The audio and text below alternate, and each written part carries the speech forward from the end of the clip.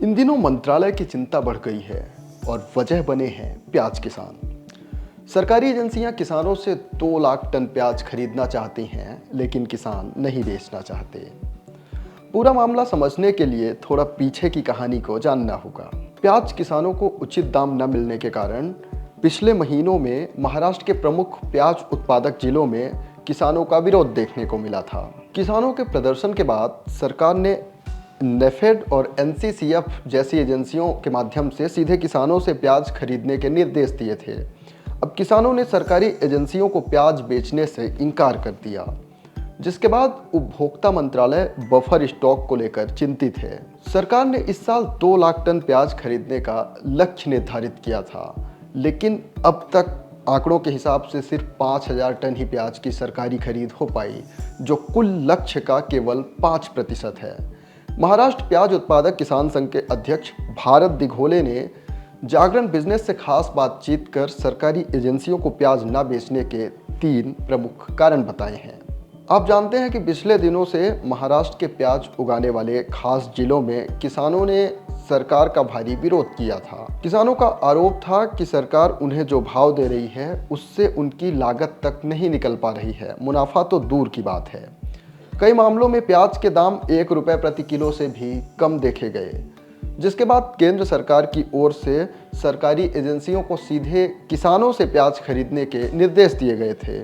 अब किसान एजेंसियों को प्याज देने की बजाय सीधे मंडियों में प्याज बेच रहे हैं और इसके 3 मुख्य कारण भी बताए हैं। पहला बड़ा कारण है कीमत में अंतर।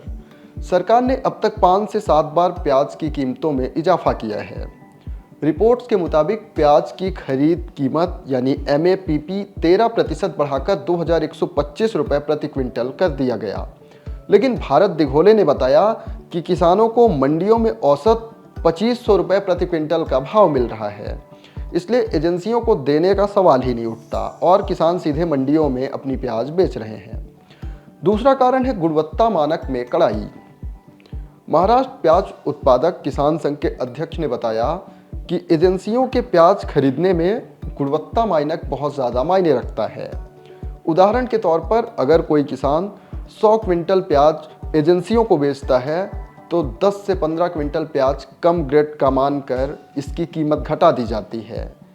कई बार तो इसे वापस भी लौटा दिया जाता है, जिसके बाद किसानों की माल ढुलाई का खर्च भी बढ़ जाता है और उस प्याज की कीमत भी बहुत ज़्यादा गिर जाती है, जिसके कारण सरकारी एजेंसियों को प्याज बेचने से किसान बच रहे हैं। तीसरा बड़ा कारण है बफर स्टॉक के नुकसान का रिस्क। भारत दिघोले ने सरकारी एजेंसियों को प्याज न बेचने की तीसरी महत्वपूर्ण वजह बफर स्टॉक को बताया है।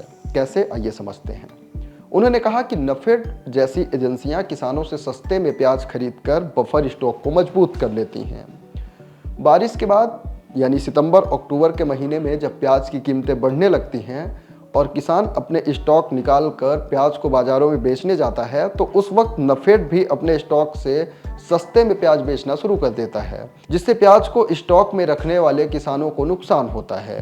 भारत ने बताया कि इससे किसान न तो फसल कटाई के समय अच्छी कीमत ले पाते हैं और न ही पीक सीजन यानी अच्छी कमाई वाला समय आता है, उस वक्त नेफेड खुद प्याज बेचने लगता है, तो उन्हें उस वक्त भी अच्छी कीमत नहीं मिलती। इन कारणों का हवाला देते हुए किसानों ने एजेंसियों को प्याज देने से की बजाय सीधा मंडियों में प्याज बेचने को प्राथमिकता दे रहे हैं। अब जान लेते हैं कि आखिर एजेंसियों को किस शर्त पर प्याज बेचने वाले हैं किसान। भारत दिघोले ने बताया कि सरकार बफर स्टॉक को लेकर चिंतित है, लेकिन किसानों को प्याज का सही भाव भी नहीं दे रही है।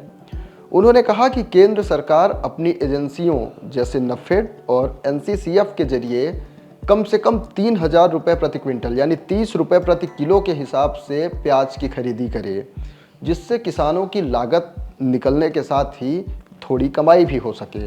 इसके साथ ही उन्होंने ये भी कहा कि हम यह भी चाहते हैं कि नेफेड और एनसीसीएफ APMC में नीलामी प्रक्रिया के जरिए किसानों से प्याज की खरीदी करें। तो इस खबर में फिलहाल इतना ही। ऐसे ही अन्य खबरों के लिए शेयर बाजार का हाल, मार्केट में इन्वेस्टमेंट टिप्स, एक्सपोर्ट इंपोर्ट से जुड़ी खबरें और वेलफेयर स्कीम्स के बारे में जानने के लिए अभी सब्सक्राइब करें जागरण बिजनेस।